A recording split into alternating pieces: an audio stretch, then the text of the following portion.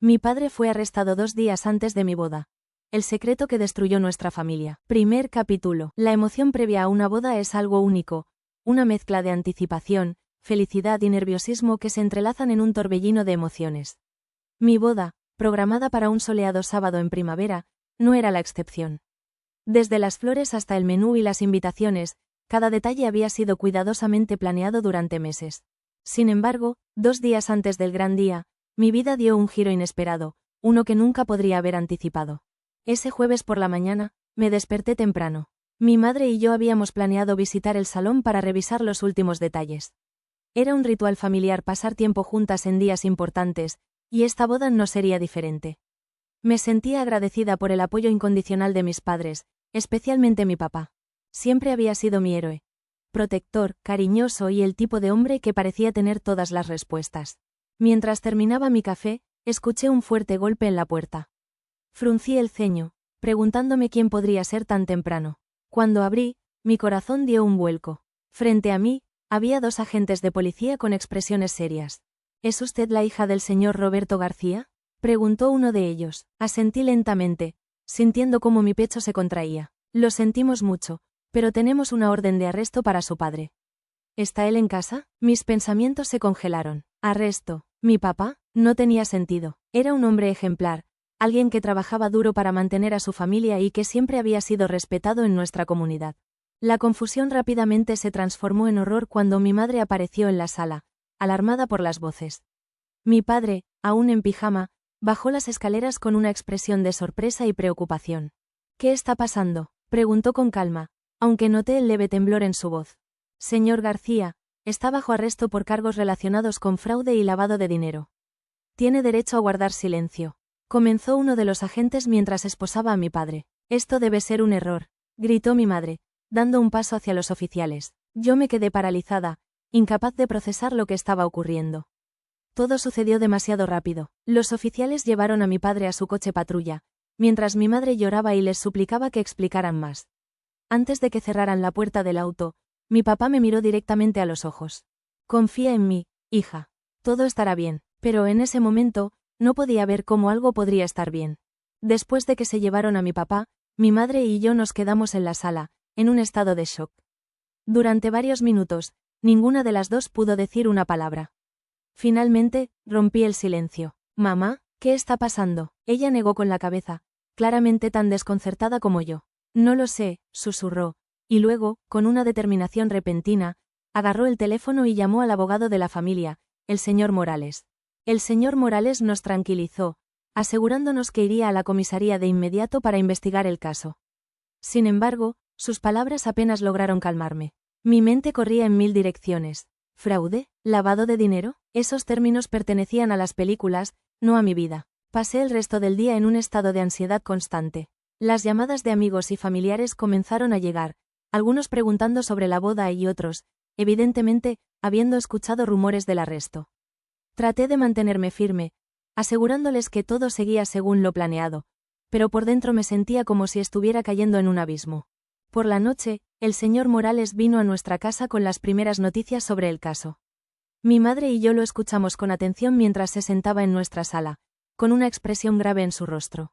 Esto es más complicado de lo que parece, comenzó. Roberto está siendo acusado de haber participado en un esquema de lavado de dinero vinculado a una empresa con la que trabajó hace más de una década.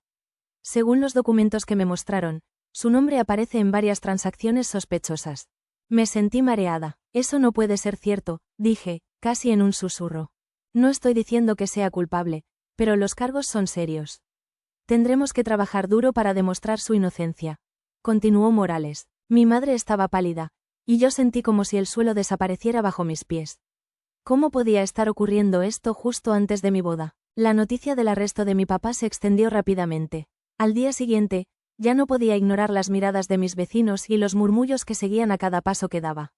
Mi prometido, Daniel, fue increíblemente comprensivo, insistiendo en que seguíamos adelante con la boda, pero no podía evitar notar la tensión en su rostro. Mis hermanos, que vivían fuera de la ciudad, llegaron esa misma tarde, y la casa se llenó de discusiones acaloradas. Todos queríamos respuestas, pero nadie las tenía. Mi madre trataba de mantener la calma, pero sabía que estaba luchando contra una tormenta interna. A menudo la encontraba en la cocina, mirando por la ventana con los ojos vidriosos. Esa noche, mientras estaba sola en mi habitación, recordé una conversación que tuve con mi papá cuando era niña. Había cometido un error en la escuela y temía que me regañaran. Él me abrazó y dijo: «Todos cometemos errores, hija. Lo importante es cómo los enfrentamos». Sus palabras me dieron un pequeño rayo de esperanza. Quizás había una explicación para todo esto, algo que aún no entendíamos. Con solo un día antes de la boda, tuve que tomar una decisión difícil. ¿Seguía adelante con la ceremonia mientras mi padre estaba en la cárcel? Daniel y yo discutimos todas las posibilidades. Él estaba dispuesto a posponer el evento, pero sabía cuánto habíamos invertido emocional y financieramente en este día. Finalmente, decidí que seguiríamos adelante, pero con una ceremonia más discreta. Mi corazón estaba dividido. Quería casarme, pero no podía ignorar la ausencia de mi padre, quien siempre había soñado con llevarme al altar. Ese viernes por la noche, antes de dormir, miré una foto de mi familia en tiempos más felices. Mi padre tenía una sonrisa brillante, el tipo de sonrisa que siempre me hacía sentir segura. Cerré los ojos y recé para que, de alguna manera, todo saliera bien. Segundo capítulo. La mañana del viernes llegó con un aire pesado, como si la casa misma sintiera la tensión que se había acumulado. El arresto de mi padre seguía siendo el tema central de conversación, y aunque intentábamos mantenernos fuertes, las dudas comenzaban a colarse entre nosotros como una corriente imparable. El señor Morales regresó temprano ese día para actualizarnos sobre la situación. Mi madre, mis hermanos y yo nos reunimos en la sala, donde la presencia de mi papá parecía más necesaria que nunca. He hablado con Roberto, empezó Morales, mirando directamente a mi madre. Dice que todo esto es un malentendido, pero la fiscalía está convencida de que tiene pruebas contundentes que lo vinculan con actividades ilícitas. ¿Pruebas?, interrumpí, incapaz de contenerme. ¿Qué tipo de pruebas podrían implicar a mi papá? Morales hizo una pausa antes de responder. Transferencias bancarias realizadas en su nombre hacia cuentas en el extranjero y documentos firmados que, según la fiscalía, lo incriminan directamente. Mi madre se llevó las manos a la cabeza, mientras uno de mis hermanos, Mateo, golpeaba la mesa con frustración. Eso no tiene sentido. Papá no haría algo así. Es exactamente lo que Roberto insiste, dijo Morales. Cree que alguien pudo haber falsificado su firma o utilizado su nombre sin su conocimiento. Pero probar eso no será sencillo. Después de que Morales se fue, la tensión en la casa se volvió insoportable. Mateo, siempre el más explosivo de la familia, empezó a discutir con mi madre, cuestionando cómo no se había dado cuenta de nada. Siempre estábamos hablando de lo maravilloso que era papá. Gritó: «¿Cómo no supiste que algo estaba mal? ¿Y tú crees que yo sabía algo?», respondió mi madre, con lágrimas en los ojos. «Llevo 30 años casada con ese hombre. Nunca he dudado de él», intervine antes de que la discusión se descontrolara. «Basta, esto no nos ayuda. Lo único que importa ahora es encontrar la verdad». Mi madre asintió, pero sus ojos seguían llenos de dolor. Ese fue el momento en que me di cuenta de que esta crisis no solo estaba afectando a mi padre, sino que también estaba destruyendo nuestra unidad familiar. A pesar de todo, los preparativos para la boda continuaron. Las llamadas de los proveedores eran constantes, y yo intentaba mantener la compostura mientras resolvía los últimos detalles. Sin embargo, cada conversación se sentía vacía, como si estuviera organizando un evento para otra persona. Daniel me apoyaba en cada decisión, pero no podía ignorar las preguntas que veía en sus ojos. Una noche, mientras revisábamos la lista de invitados, finalmente habló. «¿Estás segura de que quieres seguir adelante con esto?», preguntó suavemente. Suspiré, sintiéndome abrumada. «No lo sé, Daniel. Quiero casarme contigo, pero este no es el momento que imaginé. Podemos posponerlo si quieres», ofreció. «No tienes que cargar con todo esto sola». Lo miré, agradecida por su comprensión, pero también sabía que no quería que el arresto de mi padre definiera el resto de mi vida. Esta boda no era solo un compromiso entre nosotros, era también un recordatorio de que el amor podía prevalecer incluso en los momentos más oscuros. «No, seguiremos adelante», dije con determinación. Papá querría que lo hiciéramos. A medida que pasaba el día, comenzaron a surgir rumores en la comunidad. Un amigo de la familia nos llamó para advertirnos que algunos vecinos estaban especulando sobre el caso. «Dicen que Roberto siempre tuvo una vida secreta, que por eso tenía tanto éxito», dijo, como si estuviera compartiendo un secreto. Mis hermanos y yo nos molestamos al escuchar eso. Sabíamos que la gente siempre encontraba placer en los chismes, pero escuchar esas palabras sobre mi padre, un hombre que siempre había sido respetado, era doloroso. Esa tarde, decidimos visitar a papá en la cárcel. Fue un momento desgarrador verlo tras las rejas, con el rostro cansado pero aún manteniendo la misma mirada cálida que siempre había tenido. ¿Cómo están todos?, preguntó, mirando primero a mi madre y luego a nosotros. Preocupados, admitió Mateo. Pero creemos en ti, papá. Eso significa mucho para mí, dijo papá, con una sonrisa que apenas ocultaba su tristeza. Quise preguntarle directamente si había algo que no sabíamos, algún detalle que pudiera explicar lo que estaba pasando, pero no pude. En mi corazón, aún no quería aceptar la posibilidad de que hubiera algo oculto en su vida. Esa noche, mientras buscaba un documento en el despacho de mi padre, encontré algo que me dejó helada. Un sobre sellado con su nombre y la palabra «confidencial» escrita en mayúsculas. Dudé por un momento antes de abrirlo. Dentro, encontré una serie de papeles que parecían ser contratos y estados bancarios. A medida que los leía, mi confusión se transformó en angustia. Las cifras y los nombres no tenían sentido, pero lo que era evidente era que estos documentos eran parte del caso en su contra. Llamé a mis hermanos y a mi madre para mostrarles lo que había encontrado.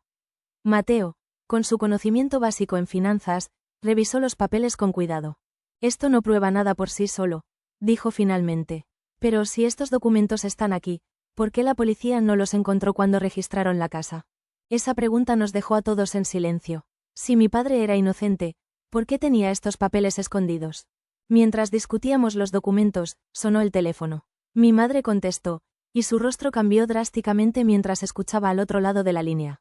¿Quién era?, pregunté cuando colgó. Alguien que dijo saber la verdad sobre Roberto, respondió, temblando. Todos nos quedamos en silencio, conscientes de que lo que estaba por venir podría cambiarlo todo. Tercer capítulo. La llamada de la noche anterior nos dejó a todos en un estado de alerta. Las palabras de mi madre, alguien que dijo saber la verdad sobre Roberto, resonaban en mi mente como un eco inquietante. La curiosidad mezclada con el miedo nos mantenía al borde de un colapso emocional. Sin embargo, acordamos esperar a la mañana siguiente para decidir qué hacer. Al amanecer, mi madre, visiblemente tensa, compartió más detalles. El hombre no quiso decir su nombre, pero dijo que tiene pruebas de que Roberto es inocente. ¿Quiere reunirse hoy? ¿Dónde?, preguntó Mateo, claramente desconfiado. En un café del centro a las 3 de la tarde, respondió ella. ¿Y cómo sabemos que no es una trampa?, intervine, sintiendo una mezcla de escepticismo y esperanza. No lo sabemos, dijo mi madre, suspirando. Pero si hay una posibilidad de ayudar a tu padre, no podemos ignorarla. A las 3 en punto, mi madre, Mateo y yo llegamos al café acordado. El lugar era pequeño, con mesas de madera gastadas y un aire nostálgico. Un hombre de mediana edad, con una chaqueta gris y gafas oscuras, nos esperaba en una esquina. Gracias por venir, dijo al vernos. Su voz era grave, y su expresión estaba cargada de seriedad. Nos sentamos frente a él, tensos y expectantes. ¿Quién es usted?, preguntó Mateo directamente. Eso no importa, respondió el hombre, sacando un sobre de su maletín. Lo que importa es que tengo información que puede ayudar a su padre. Mi madre miró el sobre como si contuviera una bomba. El hombre lo deslizó hacia ella y añadió: dentro hay documentos que demuestran que Roberto fue engañado. Su firma fue falsificada para realizar transferencias bancarias ilegales. ¿Cómo obtuvo esto?, pregunté, incapaz de ocultar mi desconfianza. Trabajé con la persona que orquestó todo esto, admitió. Pero las cosas se salieron de control, y ahora quiero limpiar mi conciencia. Mi madre abrió el sobre con manos temblorosas. Dentro había copias de transferencias bancarias, correos electrónicos y contratos firmados con una firma idéntica a la de mi padre, pero con pequeños detalles que sugerían una falsificación. Esto no es suficiente para exonerarlo, dijo el hombre, como si leyera nuestros pensamientos. Pero es un buen comienzo. Antes de que pudiéramos hacer más preguntas, se levantó y salió del café, dejándonos atónitos. Regresamos a casa con el sobre, sintiendo una mezcla de alivio y confusión. El abogado Morales llegó poco después, y le mostramos los documentos.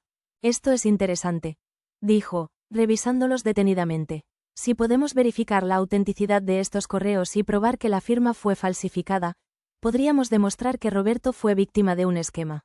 ¿Pero quién estaría detrás de esto?, pregunté. Morales se quedó en silencio por un momento antes de responder. Alguien con acceso a las finanzas de tu padre. Tal vez alguien de su empresa o incluso un socio cercano. La idea de que alguien cercano a mi padre pudiera traicionarlo nos dejó helados.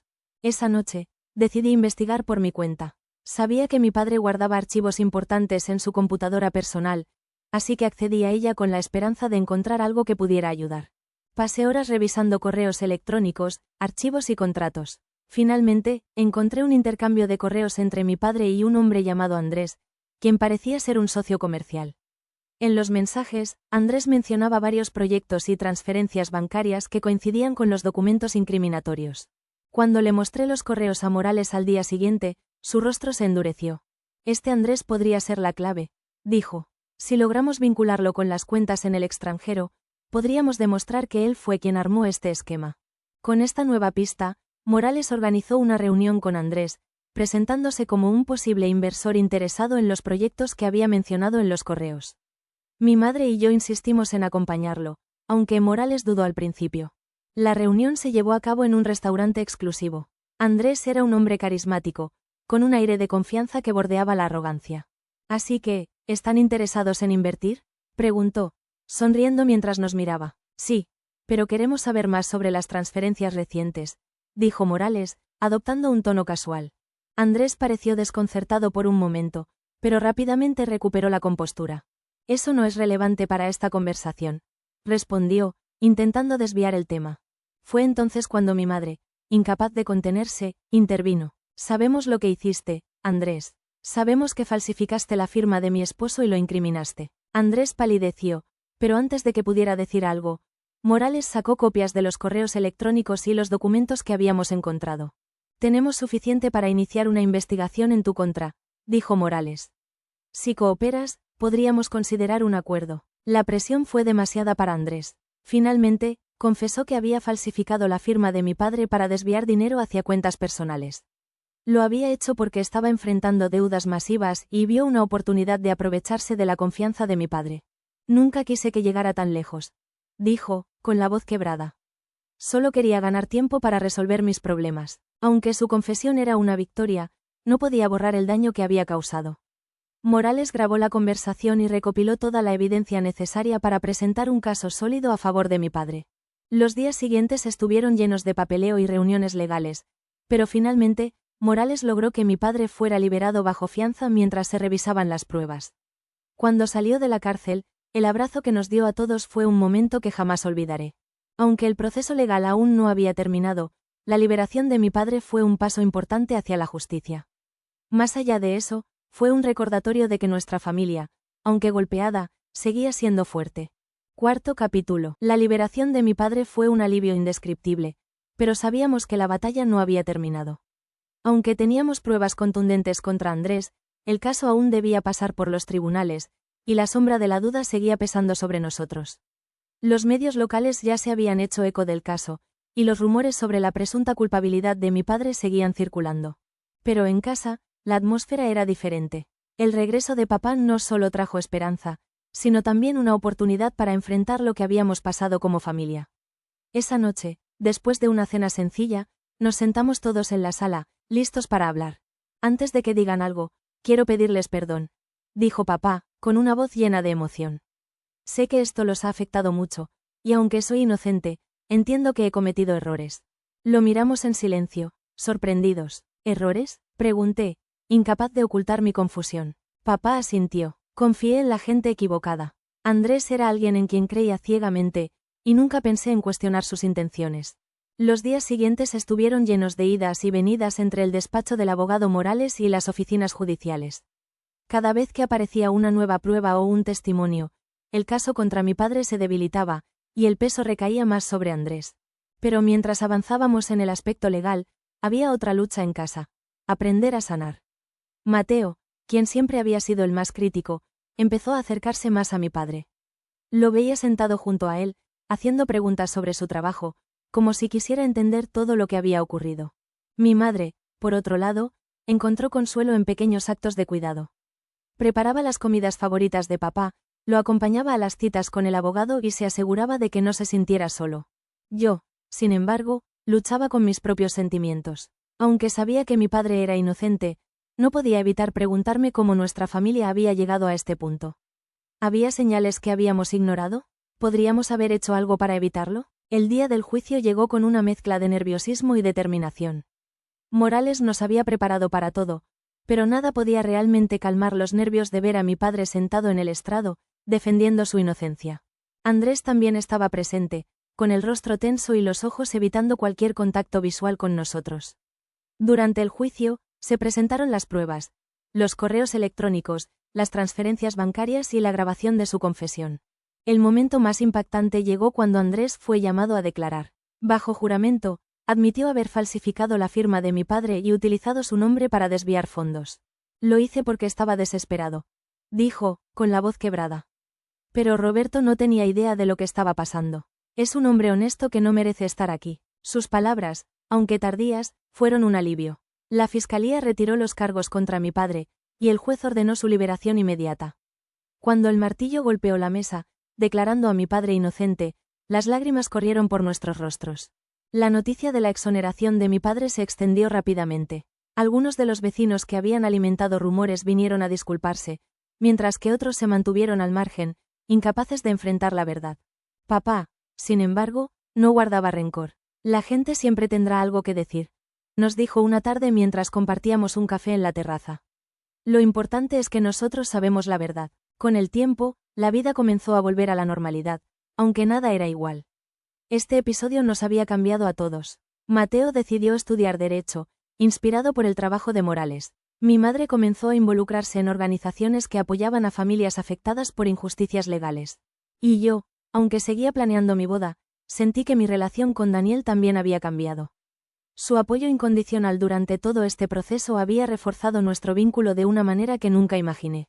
Un mes después del juicio, organizamos una cena familiar para celebrar la libertad de mi padre y nuestro nuevo comienzo. Mientras estábamos sentados alrededor de la mesa, papá levantó su copa y dijo: «Este año ha sido el más difícil de nuestras vidas, pero también el más importante. Aprendimos que, incluso en los momentos más oscuros, el amor y la verdad siempre prevalecen». Sus palabras nos recordaron que, aunque habíamos perdido mucho, también habíamos ganado algo invaluable: una familia más fuerte y unida.